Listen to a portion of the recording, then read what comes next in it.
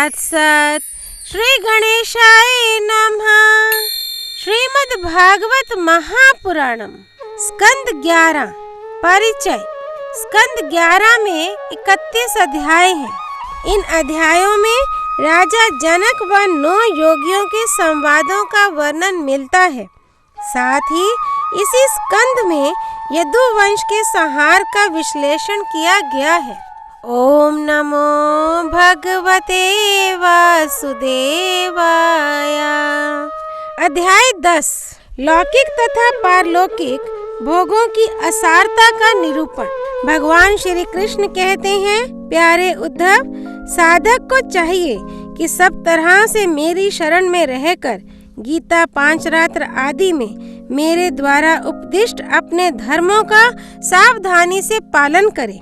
साथ ही जहाँ तक उनसे विरोध ना हो वहाँ तक निष्काम भाव से अपने वर्ण, आश्रम और कुल के अनुसार सदाचार का भी अनुष्ठान करे।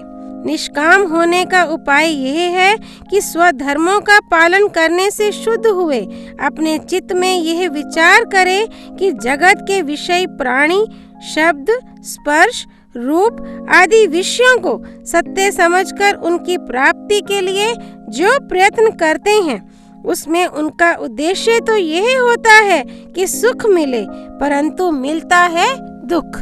इसके संबंध में ऐसा विचार करना चाहिए कि स्वप्न अवस्था में और मनोरथ करते समय जागृत अवस्था में भी मनुष्य मन ही मन अनेकों प्रकार के विषयों का अनुभव करता है, परंतु उसकी वह सारी कल्पना वस्तु शून्य होने के कारण व्यर्थ है।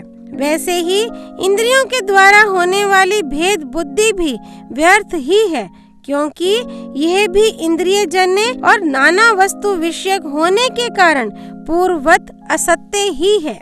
जो पुरुष मेरी शरण में है उसे अंतर्मुख करने वाले निष्काम अथवा नित्य कर्म ही करने चाहिए। उन कर्मों का बिल्कुल परित्याग कर देना चाहिए जो बहिर्मुख बनाने वाले सकाम हो।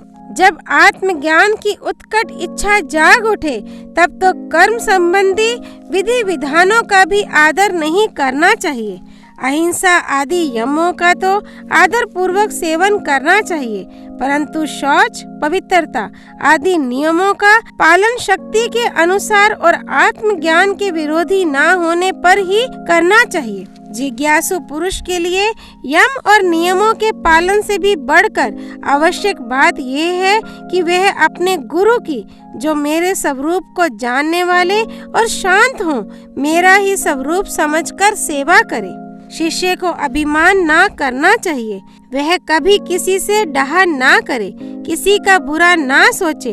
वह प्रत्येक कार्य में कुशल हो, उसे आलस्य छू ना जाए, उसे कहीं भी ममता ना हो, गुरु के चरणों में दृढ़ अनुराग हो, कोई काम हड़बड़ाकर ना करे, उसे सावधानी से पूरा करे, सदा परमार्थ के संबंध में ज्ञान प्राप्त करने की इच्छा बनाए रखे, किसी के गुणों में दोष ना निकाले और व्यर्थ की बात ना करे। जिज्ञासु का परम धन है आत्मा, इसलिए वह स्त्री, पुत्र, घर, खेत, स्वजन और धन आदि संपूर्ण पदार्थों में एक सम आत्मा को देखे और किसी में कुछ विशेषता का आरोप करके उससे ममता ना करे, उदासीन रहे। उद्धव, जैसे जलने वाली लकड़ी से उसे जलाने और प्रकाशित करने वाली आग सर्वथा अलग है, ठीक वैसे ही विचार करने पर जान पड़ता है कि पंचभूतों का बना स्थूल शरीर और मन, बुद्धि आदि 17 तत्वों का बना सूक्ष्म शरीर दोनों ही दृश्य और जड़ हैं, तथा उनको जानने और प्रकाशित करने वाला आत्मा साक्षी एवं स्वयं प्रकाश है। शरीर अनित्य, अनेक एवं जड़ है, आत्मा नित्य, एक एवं चेतन है। इस प्रकार देह की अपेक्षा आत्मा में महान विलक्षणता है, अतएव देह से आत्मा भिन्न है। जब आग लकड़ी में प्रज्वलित होती है तब लकड़ी के उत्पत्ति, विनाश, बड़ाई, छोटाई और अनेकता आदि सभी गुण वह स्वयं ग्रहण कर लेती है, परंतु सच पूछो तो लकड़ी के उन गुणों से आग का कोई संबंध नहीं है। वैसे ही जब आत्मा अपने को शरीर मान लेता है तब वह देह के जड़ता, अनित्यता, स्थूलता, अनेकता आदि गुणों से सर्वथा रहित होने पर भी उनसे युक्त जान पड़ता है। ईश्वर के द्वारा नियंत्रित माया के गुणों ने ही सूक्ष्म और स्थूल शरीर का निर्माण किया है। जीव को शरीर और शरीर को जीव समझ लेने के कारण ही स्थूल शरीर के जन्म मरण और सूक्ष्म शरीर के आवागमन का आत्मा पर आरोप किया जाता है। जीव को जन्म मृत्यु रूप संसार इसी भ्रम अथवा अध्यास के कारण प्राप्त होता है। आत्मा के स्वरूप का ज्ञान होने पर उसकी जड़ कट जाती है। प्यारे उद्धव, इस जन्म मृत्यु रूप संसार का कोई दूसरा कारण नहीं, केवल अज्ञान ही मूल कारण है। इसलिए अपने वास्तविक स्वरूप को, आत्मा को जानने की इच्छा करनी चाहिए। अपना ये वास्तविक स्वरूप समस्त प्रकृति और प्राकृत जगत से अतीत, द्वैत की गंध से रहित एवं अपने आप में ही स्थित है। उसका और कोई आधार नहीं है। उसे जानकर धीरे धीरे स्थूल शरीर, सूक्ष्म शरीर आदि में जो सत्यत्व बुद्धि हो रही है उसे कर्मशः मिटा देना चाहिए। यज्ञ में जब अग्नि मंथन करके अग्नि उत्पन्न करते हैं तो उसमें नीचे ऊपर 2 लकड़ियां रहती हैं और बीच में मंथन काष्ठ रहता है। वैसे ही विद्या रूप अग्नि की उत्पत्ति के लिए आचार्य और शिष्य तो नीचे ऊपर की अरणियां हैं तथा उपदेश मंथन काष्ठ है। इनसे जो ज्ञानाग्नि प्रज्वलित होती है वह विलक्षण सुख देने वाली है। इस यज्ञ में बुद्धिमान शिष्य सद्गुरु के द्वारा जो अत्यंत विशुद्ध ज्ञान प्राप्त करता है वह गुणों से बनी हुई विषयों की माया को भस्म कर देता है। तत्पश्चात वे गुण भी भस्म हो जाते हैं जिनसे कि यह संसार बना हुआ है। इस प्रकार सबके भस्म हो जाने पर जब आत्मा के अतिरिक्त और कोई वस्तु शेष नहीं रह जाती तब वह ज्ञानाग्नि भी ठीक वैसे ही अपने वास्तविक स्वरूप में शांत हो जाती है जैसे समिधा न रहने पर आग बुझ जाती है। प्यारे उद्धव, यदि तुम कदाचित कर्मों के कर्ता और सुख दुखों के भोक्ता जीवों को अनेक तथा जगत, काल, वेद और आत्माओं को नित्य मानते हो, साथ ही समस्त पदार्थों की स्थिति प्रवाह से नित्य और यथार्थ स्वीकार करते हो तथा ये समझते हो कि घटपट आदि बाह्य आकृतियों के भेद से उनके अनुसार ज्ञान ही उत्पन्न होता और बदलता रहता है, तो ऐसे मत के मानने से बड़ा अनर्थ हो जाएगा।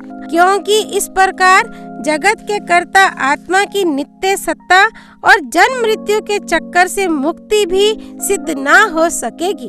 यदि कदाचित ऐसा स्वीकार भी कर लिया जाए तो देह और समतसर आदि कालावयवों के संबंध से होने वाली जीवों की जन्म मरण आदि अवस्थाएं भी नित्य होने के कारण दूर ना हो सकेंगी, क्योंकि तुम देह आदि पदार्थ और काल की नित्यता स्वीकार करते हो। इसके सिवा यहाँ भी कर्मों का कर्ता तथा सुख दुख का भोक्ता जीव परतंत्र ही दिखाई देता है। यदि वह स्वतंत्र हो तो दुख का फल क्यों भोगना चाहेगा। इस प्रकार सुख भोग की समस्या सुलझ जाने पर भी दुख भोग की समस्या तो उलझी ही रहेगी। अतः इस मत के अनुसार जीव को कभी मुक्ति या स्वतंत्रता प्राप्त न हो सकेगी। जब जीव स्वरूपता परतंत्र है, विवश है, तब तो स्वार्थ या परमार्थ कोई भी उसका सेवन न करेगा, अर्थात वह स्वार्थ और परमार्थ दोनों से ही वंचित रह जाएगा।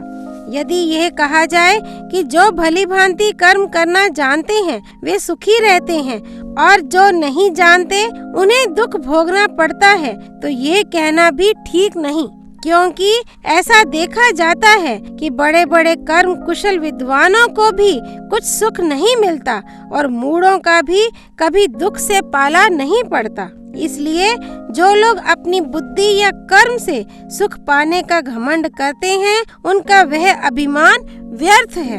यदि यह स्वीकार कर लिया जाए कि वे लोग सुख की प्राप्ति और दुख के नाश का ठीक ठीक उपाय जानते हैं, तो भी यह तो मानना ही पड़ेगा कि उन्हें भी ऐसे उपाय का पता नहीं है जिससे मृत्यु उनके ऊपर कोई प्रभाव ना डाल सके और वे कभी मरे ही नहीं।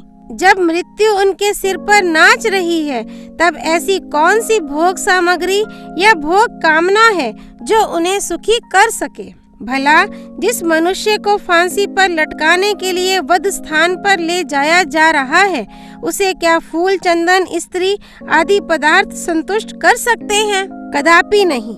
अतः पूर्वोक्त मत मानने वालों की दृष्टि से ना सुख ही सिद्ध होगा और ना जीव का कुछ पुरुषार्थ ही रहेगा। प्यारे उद्धव, लौकिक सुख के समान पारलौकिक सुख भी दोष युक्त ही है, क्योंकि वहाँ भी बराबरी वालों से होड़ चलती है।